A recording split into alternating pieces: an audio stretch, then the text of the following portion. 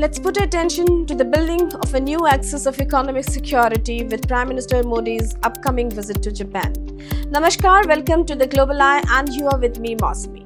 When two of Asia's strongest democracies meet at a moment of shifting global power, the stakes are never merely diplomatic. Prime Minister Modi's 3-day visit to Tokyo is not just another bilateral engagement. It is potentially the blueprint for a new economic security architecture in Asia. The US is becoming an increasingly uncertain trade partner, and we all can see this. China is growing more assertive, and global supply chains are fracturing under the weight of politics. Against this backdrop, India and Japan are quietly sketching a new axis that could redefine both economic and strategic stability in the Indo-Pacific. Let's know the key facts first. Prime Minister Modi will be in Tokyo from August 29 to 31st. Japan is expected to announce a major new investment target of $68 billion, that is 10 trillion yen in India, an upgrade from the $42 billion, 5 trillion yen commitment made in 2022. The visit comes amid heightened US-India trade tensions after President Trump's tariff hikes on Indian exports. And on the security front, Japan is advancing its next-generation stealth fighter program with the UK and Italy, while China's assertiveness in the East China Sea remains a flashpoint. India, meanwhile, faces an uneasy calm with Beijing on the LAC. Modi last visited Japan in 2022 for the Quad Summit in 2023, and India was invited to the G7 summit in Hiroshima.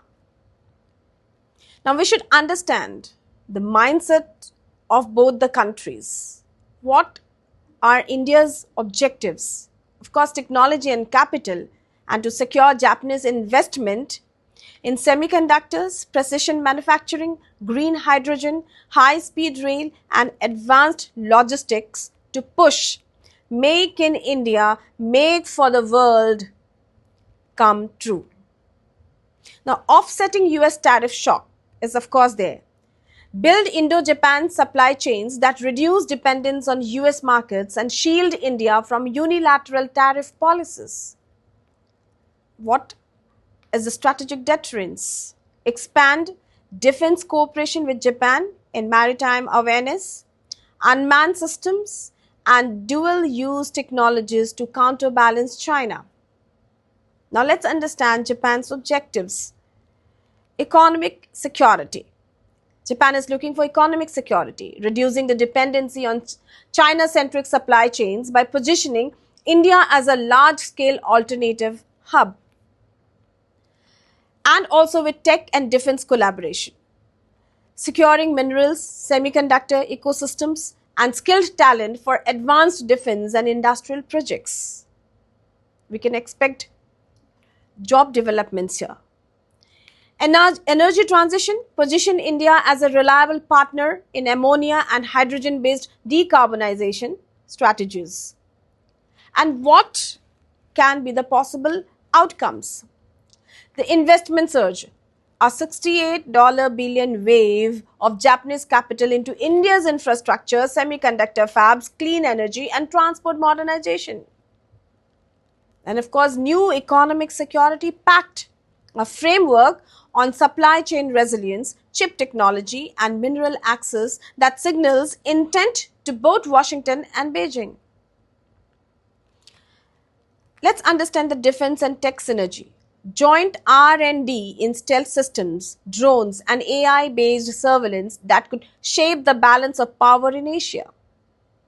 And balancing China, quietly building a strategic hedge, India and Japan as the third Indo-Pacific pillar alongside the US. And if we foresee the big picture, the visit is more than trade. It is about redrawing the strategic economy of Asia.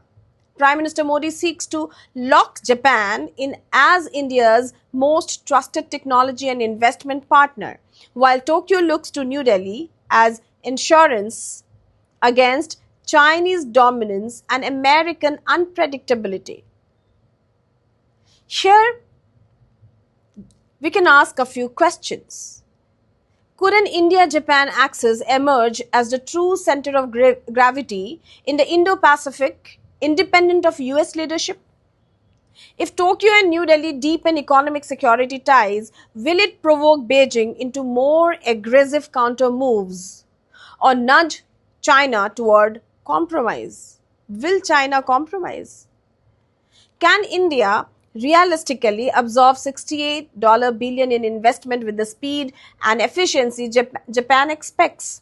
Or will the bureaucratic and political bottlenecks dilute the opportunity?